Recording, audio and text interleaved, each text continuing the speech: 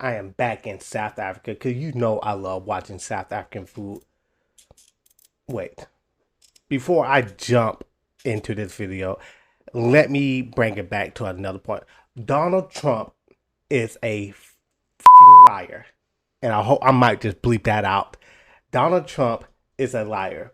And the reason why I'm bringing that up right now, because this video that we're going to jump into is all about the food in South Africa made by the Afrikaners, the farmers, the ones that he is saying being genocide, being killed in South Africa. So we're going to see how the white South Africans, the farmers, the one that are being killed, murder, and genocide in South Africa. So let's dive into this video and let's see how they're really living. Because you know what? Our commander-in-chief and his administration are liars. And we all know that. But let's dive into this video. With 4 ethnic groups, multiple tribes, and 11 official languages. These days, about 8 to 9% of the country's population is made up of white South Africans, most of whom descended from the original Dutch colonists who went on to be known as Afrikaners. Today, I'll be joining Afrikaner Herman on his farm. That piece of fat. Does that fat protect you from like a hangover? Is that science? Nothing. His family has been in South Africa for 5 generations. I gotta say, the place you have here is gorgeous. Even just the view from here, stunning. I'm on a mission to witness the unique food contributions of the Afrikaner people. And is this a pretty traditional way of cooking? Yes, yeah. Most of the Sundays we do it because then you've got time. This is a time consuming. And to learn how Dutch cooking methods and recipes came to fuse with new ingredients in a completely new land. I'll keep taking more if you're gonna keep cutting it. It all starts with breakfast.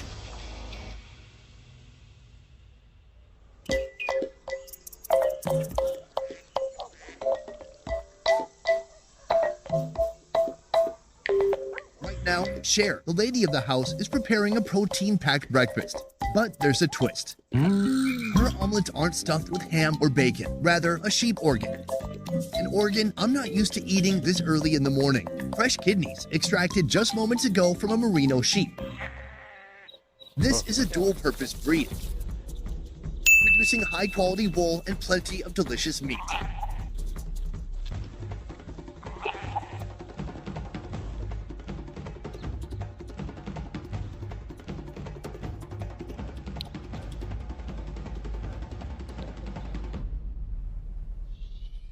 It was first imported into South Africa from Europe in 1932. A move the wild jackals here absolutely adored. So it kind of looked like right now they're doing really well. And it looks like they have some either the colors or some black South Africans working for them. Looking pretty safe to me. But let's jump back into the video. The kidney is chopped into palatable pieces, seasoned with salt and pepper, then rolled in flour. Our second early morning offal, sheep's liver. Also sliced into small bits and rolled in flour. In a frying pan, add onions, liver, kidney, chopped green pepper, and South Africa's favorite flavor enhancer, Miss Ball's chutney. She cracks her eggs, whisks, seasons, and fries. The rest of the sheep will be used soon, but first, breakfast. Well, good morning. Good morning. This looks fantastic. This is an omelet, but not just any type of omelet. It's an omelette that's filled with kidneys. Kidney, sheep kidney, a bit of Mrs. Ball's chutney. Balls chutney? It's Mrs. Ball. Mrs. Ball's chutney. I think I'm hearing that word wrong. Not testicles, right? No. How do you spell balls? It's B-A-L-L-S. Oh, it's the same balls, but a different type of chutney. Yes. On the side, this is pap, right? Yes. A staple food in many parts of South Africa. Here, they prepare a drier version, served with tomato stew made fresh from the farm. Oh yeah, that's delicious. It tastes like a tomato paste kind of flavor, but with texture. And the pap has a feeling of Parmesan cheese, Yeah. but not the taste. If you eat this porridge, you're fine for the day. I can't wait to dig into this omelet. This omelet is gorgeous. Oh my gosh. Got a big piece of that. Oh, this is delicious. The kidney, I thought it would be a little bit more gamey or very minerally, but it's almost like there's something sweet in here too. That's a bit of chutney. The egg is beautifully cooked and that pairs perfectly with this organ meat. Really delicious. So I'm very curious. The Dutch came here long ago, and at some point the Dutch just became Afrikaner people. Do you know when that happened? 1652, a couple of years after that, because Jan van Riebeeck came to South Africa and he stayed here. Yeah, but they still spoke Dutch then for quite a bit. Yeah. I think when Graafnet was formed in 18-something, the people started speaking Afrikaans. So Afrikaans came, With the time. yeah, with the time, yeah. My mission today is just to learn more about Afrikaner people and the food culture of the Afrikaner people, and to see how maybe it's influenced some other foods here in South Africa. Most of the things that the Dutch people started when they came here, we are still making it at this stage. You know, just maybe we've got better equipment to do it and so on. So today, the sheep has been dispatched already. Yes. Part of it's here. Yes. Now here. Yes. Yeah. What else are we going to do with that sheep today? We're going to cut the shanks up and we're going to put it in the potjie with a bit of veggies on and a bit of curry in. And then we're also going to cut the one rib off and put it on the fire. That's also like a braai. And then we're going to do the afval. That's a tripe, part of the jaws. And we're going to also put it in the pot. So you eat everything. Yeah, we do eat it. All right, we got a lot of work to do. Yes, we have. Thank you for breakfast. Let's get to it. Van der Waldzo, that's the name of Herman's farm, and it's been running for generations, ever since the 1860s. He specializes in raising merino sheep and cattle, but in the wild, you'll find a vast array of plants and animals, from tortoises to kudu. I'll be trying one of those soon. Sir, what's this called again? Oh, the potjie. Potjie. Yeah, Where does that name come from? I've got no idea. Oh, okay. Potjie is a round cast iron three-legged cauldron. It's descended from the Dutch oven, brought from the Netherlands to South Africa ages ago. Is this also a way that you would still cook day to day or just for special occasions? It's used for cooking potjiekos, literally meaning small pot food, a traditional Afrikaner preparation made outdoors. Most of the Sundays we do it because then you've got time. This is a time consuming. It takes about 3 hours, not less than that. Right now, he's stewing up lamb shank potjiekos. Add olive oil, onions, green and yellow peppers, garlic cloves, and then the lamb shanks. For the seasoning, a secret sauce, the chutney, and a bit of mixed seasoning from the grocery store. Finally, add some water and let those tough shanks simmer for hours. I'm so curious about the sheep because even just driving to your home today, I saw monkeys, I saw a turtle. I mean, it looked vicious, so. Those big ones. And yeah, big one.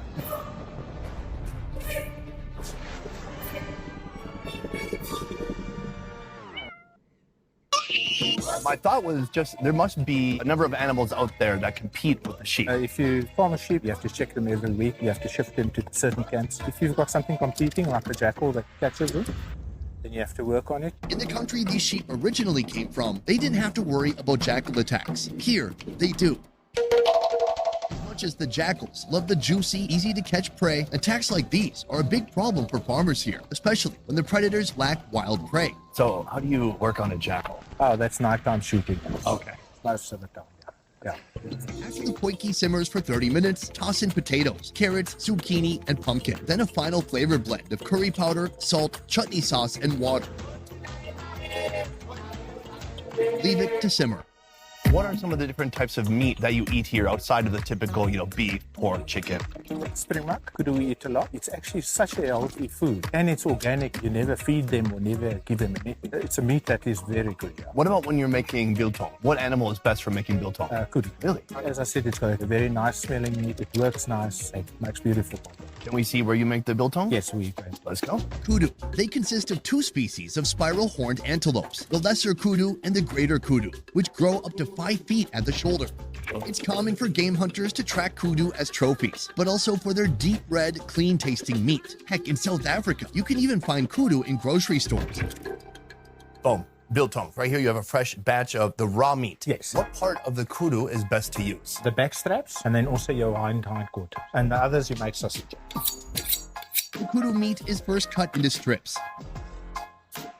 Size can vary as long as the meat isn't too thick. What is absolutely required for it to be called biltong? Because most people from Minnesota would just call this jerky. The basic, salt and pepper, brown vinegar, and then you've got biltong. Vinegar, more specifically brown vinegar, is a key differentiating ingredient, separating biltong from jerky. In his marination vessel, he adds a layer of vinegar, then biltong spices, then kudu strips. Add even more vinegar and more spices on top. The key is to let the vinegar soak into the meat for hours. The biltong. Do you know how far this goes back? Oh, no, I think the first people that shot the first animal must have made biltong. So biltong is very old. Biltong comes from the Dutch words bil, meaning meat, and tong, meaning strip. But preserving meat far predates the arrival of the Dutch. Native African tribes were curing meat in salt as early as the 1600s. Vinegar was later introduced by European settlers who arrived to South Africa in the 1800s. The result is a dried but semi-soft meat absolutely packed with flavor. Can I try some out? Yes, yeah. How long has this been hanging here? It's 6 days. This has only been here 6 days. Yes. And it's completely dry. Maybe like a tiny bit of moisture on the inside. Oh, that's nice. It does feel a bit different from jerky. Traditional jerky that I've had before can just be so hard. And you're like really wringing your teeth, like crunching on it, trying to hydrate it with your own spit. And this is not like that. It's much more soft. It's very enjoyable. Then inside, you can feel the fatty oils. And some people like it the way it is now, and some people hang it that it gets very dry, like a jerky. But this is the best. And you've got a beer, biltong and beer. Yeah, that seems perfect. I'll keep taking more for you to keep cutting it. Preparation for our final meal is already underway. Cher and a small army of cooks prepare the sides, while Herman tends to the meat, including this. army of Let's cooks. call it an appetizer, cooked up Afrikaner style. Boom. Okay, time for barbecue. What are you putting on right now? This is fat of the stomach. We call it net fat. Skilpaiki is a traditional Afrikaner recipe. Before I jump back into the video, a small army of cook, they're doing so bad over there right now in South Africa that they're able to hire cooks. Those look like house hands or people who work for them. But let Donald Trump and his people tell it, South Africans, the white South Africans, are doing horrible over there. They're in fear of their lives. But I guess these two the only problem they have are jackals killing their sheep. But let's jump back into the video. Combining lamb's liver and caul fat, the fatty membrane that surrounds the sheep's internal organs. Start with caul fat and sliced red pepper on top. Add a bit of onion puree. Then put the liver on top of the caul fat. Add a bit of barbecue seasoning before holding it in place with a toothpick. Now they're ready to hit the grill. How do you know when it's done? If they get a bit harder, Okay. you can feel them. They're not jumpy anymore. Are you trying to get it well or just maybe medium? No, it must be just under medium. It's been a couple minutes here. They're looking good. I like the caul fat. As it cooks, it kind of tightens up and wraps tighter around the liver. I can't wait to try this out. This one looks really good. Oh, yeah. It looks like a thin piece of melted mozzarella. Wow. This is one of the best pieces of liver I've ever had. You see that piece of fat, you don't have to Yeah. eat if you want to. You can put it No, I forward, want to. but- It's so soft. The fat from the caul fat is so juicy. And we South Africans also do it because it gives you a lining in your stomach before you start drinking or farting. It's good for you. Does that fat protect you from like a hangover? No. Oh, yeah? Is that science? Don't think so. Oh, it almost tastes like eating a big burger patty, like a beef patty. And the seasonings you put on there are so lovely. And also fresh liver. If you put your liver the next day, it does not taste the same as the day that you slaughtered. I love it. I'm curious, and maybe this is a strange question. Do you see yourself more as South African or Afrikaner? Coming to that question, we are all South African. We come out of the Afrikaner background, but I mean, at this stage, we're South African. Yeah. And have you felt that way your whole life? Oh, yes, sir. All right, fantastic. This is our appetizer. Now we just need beer and the rest of the food. Our final epic meal will consist of 4 meat dishes, all made from different parts of the merino sheep. I want to say thank you to both of you just for having me in your home, but allowing me to experience foods like these. Everything looks outstanding. Where should we start? The first plate here, it's a pofadder. Boerewors is a traditional South African type of sausage, usually made from the organs of a sheep. All right, so he's pulled out the pocket knife and then he just goes for big chunks. Thank you. That's beautiful. They start by chopping the liver, heart, and lungs into smaller pieces. So this is interesting because it is just really big chunks of meat. Mix it with red pepper, lemon juice, mashed onion, barbecue spice, salt, and pepper. This evenly mixed blend is ready to head inside the sheep's intestine. Once finished, it's time to hit the grill.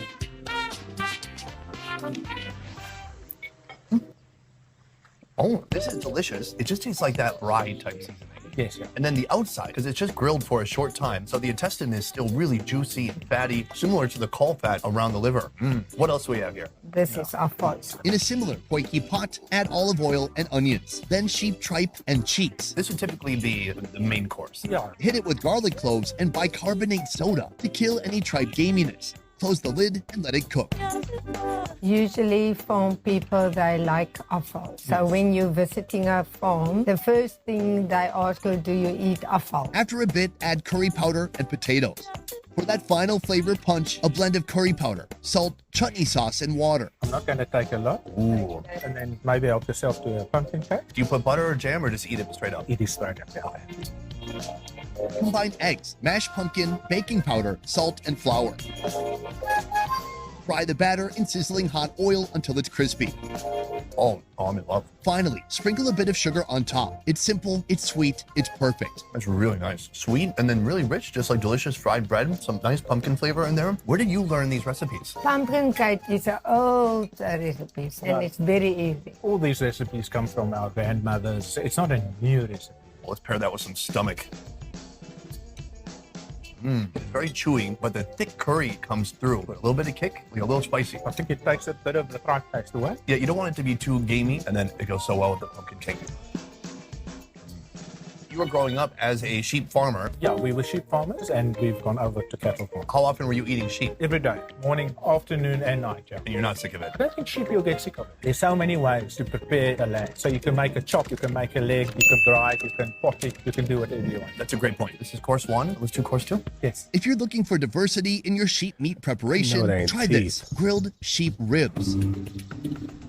Is this normal weather? Normal. Weather, it's like violent rain sometimes here. Well, as long as you're dry, it's very nice. So I think we're okay right now. Yes. Here, we have the whole rib section of the sheep, all just grilled by the fire. Yes. The meat is scored to better allow his barbecue sauce and local seasonings to soak in. Oh, that is crispy. Thank you. Then, aim those ribs straight for the fire, roasting slowly until they're cooked through. I feel like I'm trying all the greatest hits today. There's no way you would make this much food in one day, would you? So I'm gonna open up these ribs. Oh, wow. This is delicious. The skin, like it is almost flaky on the outside, like a croissant. And just looking at it, I thought, no way. This is gonna be a little bit dry. It's not dry. It's got real good texture. And then it's just so nice and juicy on the inside. And you know, you must have a nice fatty rib. Never buy a lean rib. This is one of those moments I'm having where I love it, but it makes me sad because I'm never gonna find this species of sheep cooked in this way again. This is really top level. Well, let's talk about this right here. Our final dish of the day, lamb shank poikikos, stewed over the fire since this morning. Now, it's finally ready to eat. This looks incredible. Should we try it out? Yes. Thank you. Oh my gosh. You can see some of the meat and skin is already falling off the bone. Yes, as soon as it comes off the bone, then you know it is perfect. Oh, that's perfect. Soft, but not too soft. Still has some bite to it. The sheep seems to be naturally sweet, but of course there's a sweetness from the balls as well.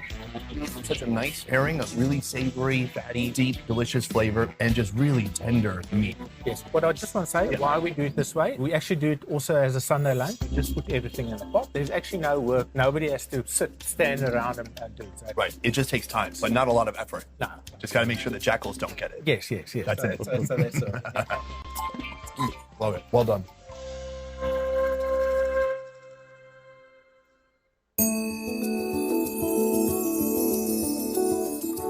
Just riding from Johannesburg to here, I can see South Africa is a vast, wide-ranging country, a country that means so much to different people. So I want to ask both of you, what do you love about South Africa and being South African? The friendly people, the families come together, rise on weekends. We like the social. That's something you don't see in every country. I think we've got the open spaces. Also, your weather is nice. We've got the sea, we've got the inland, we've got beautiful rainforest. As a South African, you've got an option of Anybody that is from South Africa that watched this video, would you guys please let me know the vast amount of land that this white South African have?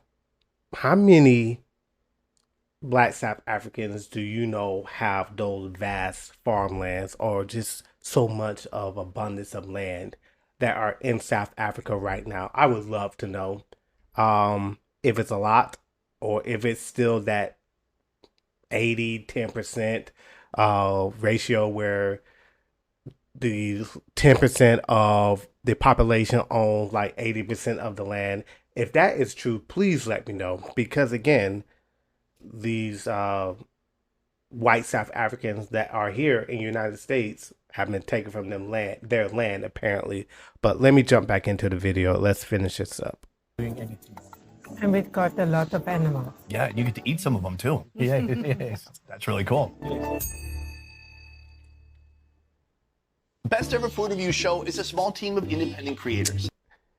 And we'll end it there. thought the video was a little bit longer, but we'll end it there. So what did you guys think? Do you guys, first, let's just jump about the food. How did the food look? It looks pretty good. And those who are from South Africa, please comment. I mean, have you guys tried the white South African food? Is it really good? Is it bland? Do they really put a lot of seasoning on it? Because it looks good. I mean, you can't really go that much wrong with barbecue. And a lot of the stuff they eat, I would not eat personally, but it looks good. But jumping back over to, I guess, more of a political talk, there's a lot that's going on in South Africa. And again, you guys are in the news, good, bad, but you guys are in the news, which is always a probably good thing because it highlights your country.